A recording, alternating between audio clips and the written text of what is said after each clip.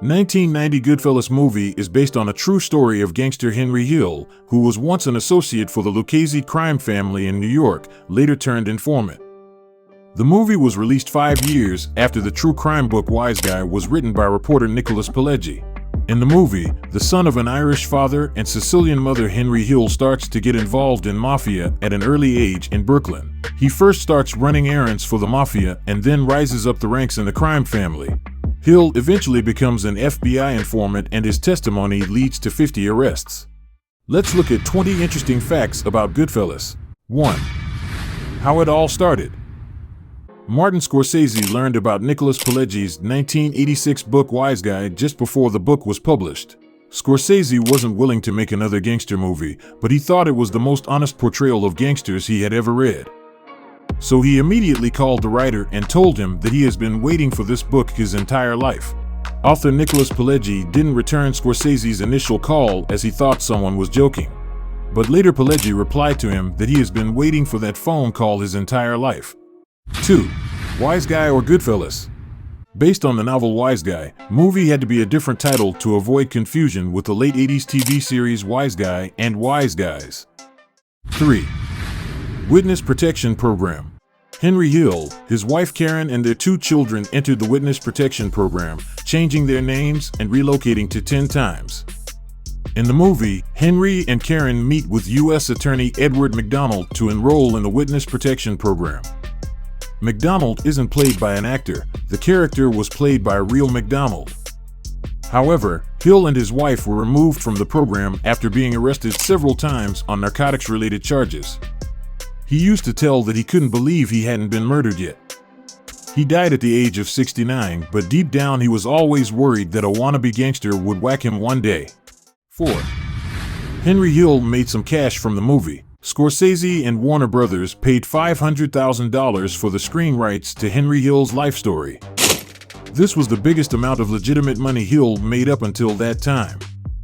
Iconic TV series The Sopranos makes reference to Henry Hill in the pilot episode, showing Christopher's intention to turn his life story into a Hollywood script. 5. Who's gonna be Henry Hill?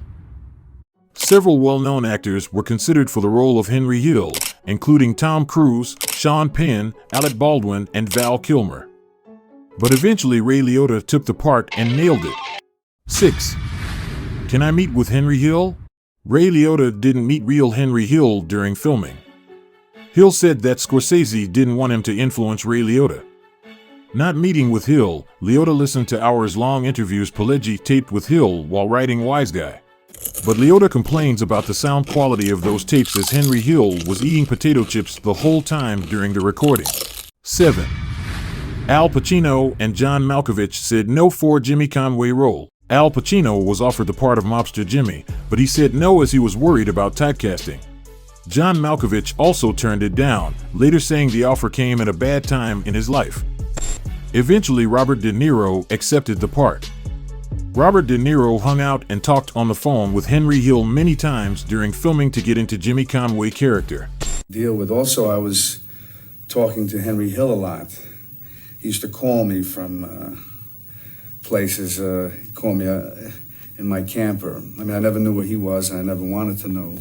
And I'd ask him about this, and I'd go over the script with him. Well, guess what? He was very helpful. He once asked Hill, how would Jimmy hold a cigarette and how would Jimmy hold a glass? 8. I want to feel real money. The only guy who uses real money in the movie was De Niro. He had $5,000 cash in his pocket. De Niro wanted to feel the real money. He says, carrying cash rolled up is a classical mafia thing, instead of carrying money in a wallet. 9. Pesci was a perfect fit. Henry Hill says Joe Pesci's portrayal of Tommy DeSimone was 90 to 99% accurate.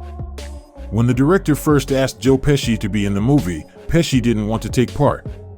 When Scorsese insisted, Pesci told him some real mob guy stories that he witnessed in his youth at a restaurant in Brooklyn.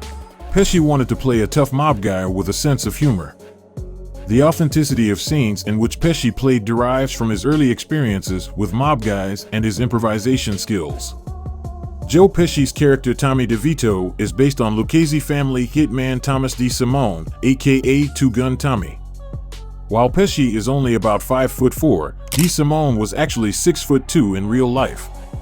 In the movie, Tommy was brutally killed. In reality, he vanished in 1979 when he was 28 and his body was never found. 10. Funny how. Funny how? I mean, what's funny about it? The funny how scene is based on something that actually happened to Joe Pesci. While working in a restaurant, a young Pesci told a mobster that he was funny and the mobster overreacted. Pesci told the anecdote to Martin Scorsese, who decided to include it in the film. 11. Mobsters were hired as extras. According to Nicholas Pileggi, some mobsters were hired as extras to lend authenticity to scenes. The mobsters gave Warner Brothers fake social security numbers, and no one knows how they received their paychecks. 12. Slap in the face scene was improvised. In the scene where Paulie warns Henry not to be involved in drug business, he slaps him in the face. Paul Sorvino improvised the slap in this scene. It came as a complete surprise to Ray Liotta. 13. The dinner with Tommy's mother was mostly improvised. Pesci and De Niro improvised most of their conversation at the dinner table with Tommy's mother, including Tommy's funny conversation about the butcher knife and painting. In this scene, Scorsese didn't tell her mother that her character's son had just killed someone and the body was in the trunk of his car. Look at this. I like this one. One dog goes one way and the other dog goes the other way. And this guy's saying, what do you want from me? The painting that Joe Pesci's character's mother shows was actually painted by author Nicholas Pileggi's mother. The painting is based on a National Geographic photo. 14. Both of Scorsese's parents are in the movie. His mom Catherine plays Joe Pesci's character's mother, while his father Charles plays Vinny, the old mobster whom Paulie warns about putting too many onions in the tomato sauce in the prison dinner scene. 15. Take him to Ben Casey. In the scene where Tommy shoots Spider in the foot, the mobster shouts, "Take him to Ben Casey." Take him to Ben Casey! Let him crawl there!